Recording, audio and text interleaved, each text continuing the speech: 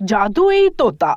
एक गांव में सारा नाम की लड़की अपने माँ बाप के साथ रहती थी। वो बहुत रहमदिल लड़की थी। गांव में किसी को भी मदद की जरूरत होती तो वो जरूर उनकी मदद करती। अचानक से उनके गांव में जानवर चोरी होने लगे और कुछ पता भी नहीं चल रहा था कि ऐसा कौन कर रहा है। अब सब लोग बहुत परेशान रहने लगे। एक दिन सारा की माँ बाहर गई और जब वापस आई तो कहने लगी, अरे तौबा तौबा, क्या होता जा रहा है हमारे गांव को, पता नहीं किसकी नजर लग गई।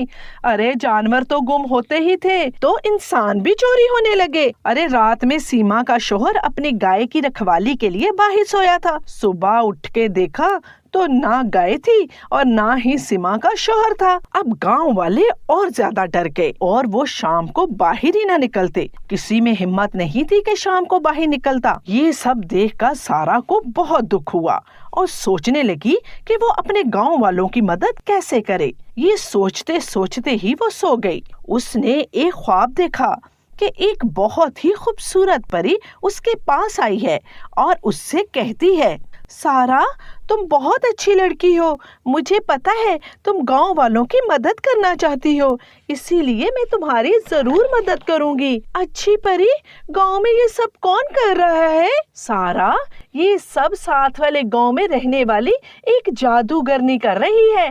वो इन जानवरों को उठाकर ले जाती है और उनकी बलि चढ़ाती है, जिससे उसकी जादुई ताकत और बढ़ जाती है। मगर अच्छी परी, मैं उस जादूगरनी का कैसे मुकाबला करूंगी? अरे सारा, तुम्हें फिक्रमंद होने की कोई जरूरत नहीं है, मैं तुम्हारी मदद करूंगी। तुम ये जादुई अंगूठी अपने पास रखो, इसको पहने रखना, इसको उतारना नहीं, इससे उसके जादू का तुम पर कोई असर नहीं होगा। और ऐसा करो, यहाँ से कुछ दूर जंगल में एक गार है, वहाँ एक पिंजरा है और उस पिंजरे में एक जादुई तोता है। उस तोते में उस जादूगरनी की जान है।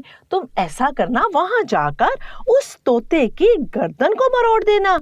तोते की गर्दन मरोड़ते ही वो जादूगरनी मर जाएगी। इस तरह से सब गांव वालों को छुटकारा मिल जाएगा। अच्छी परी, तुम्हारा बहुत शुक्रिया, तुम बहुत अच्छी हो। सारा ये सब कहती ही है, सारा की आंख खुल जाती है और वो बहुत हैरान होकर उठती है और सोचने लगती है कि ये तो ख्वाब था कि उसकी नजर सरहाने के साथ रखी हुई एक अंगूठी पर पड़ती है।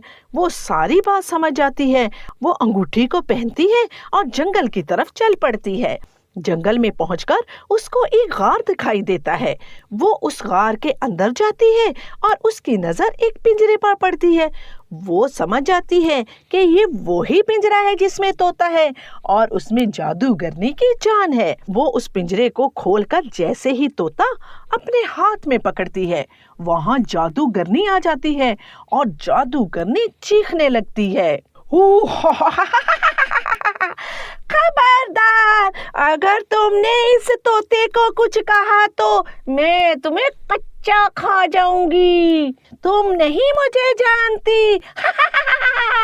मैं कितनी ताकतवर जादूगरनी हूँ। लाओ लाओ, ये तोता मुझे दे दो। अच्छी लड़की, मैं तुम्हें कुछ नहीं कहूंगी। हाँ, लाओ ये तोता मुझे दे दो, तुम तो बहुत प्यारी और अच्छी लड़की हो।